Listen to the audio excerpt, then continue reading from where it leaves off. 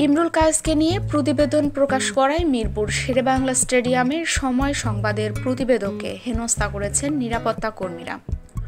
উপরের নির্দেশে স্টেডিয়ামে ঢুকতে বাধা দিয়েছেন বলেও জানান তারা। সময় টিভির প্রতিবেদককে 1 ঘন্টা বাইরে দাঁড় করিয়ে রাখা হয়। এ সময় নিরাপত্তা কর্মীরা তার সঙ্গে খারাপ আচরণ করেন। পরে বিসিবির মিডিয়া কমিটির চেয়ারম্যান জালাল ইউনুসের হস্তক্ষেপে প্রতিবেদক স্টেডিয়ামে ঢোকেন। তবে কার নির্দেশে এমনটা করা হয়েছে সেটা বলেননি নিরাপত্তা কর্মীরা। ইমরুল কায়েসের দলে অন্তর্ভুক্তি নিয়ে বৃহস্পতিবার প্রতিবেদন প্রকাশ করে সময় সংবাদ। তাতে বিসিবির সভাপতি নাজমুল হাসান পাপন স্পষ্ট করে সময় টিভির প্রতিবেদককে জানান, ইমরুলকে দলে নিয়েছেন তারা। এই সংবাদ নিয়ে আনুষ্ঠানিকভাবে কোনো প্রতিবাদ করেনি বিসিবি।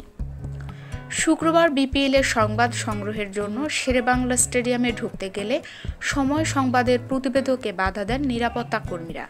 এর কারণ জানতে চাইলে একজন নিরাপত্তা কর্মী জানান, উপরের নির্দেশে তিনি বাধা দিচ্ছেন। মুক্তার নামে ওই নিরাপত্তা কর্মী বলেন, আমি জানি না, বলেছেন অনুমতি নেই। কে বাধা দিতে বলেছে সেটা জানতে চাইলে উত্তেজিত হয়ে ওই নিরাপত্তা কর্মী বলেন, আপনি ফোন দেন।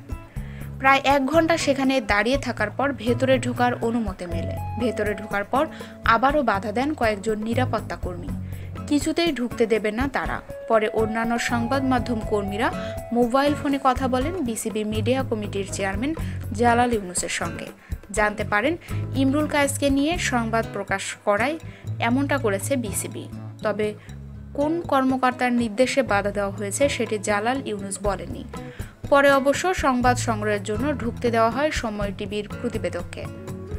অবশ্য এটাই প্রথম না। সঠিক খবর প্রচার করায় বিভিন্ন সময় সাংবাদিকদের বিসিবি পরিচালকদের নির্দেশে স্টেডিয়ামে প্রবেশ করতে দেওয়া হয়নি। দেশের ক্রিকেট বিকাশে ভূমিকা রাখা সংবাদ মাধ্যমকে একইভাবে সংবাদ সংগ্রহে বাধা দেয় নিশ্চয়ই কারো কাম্য নয়।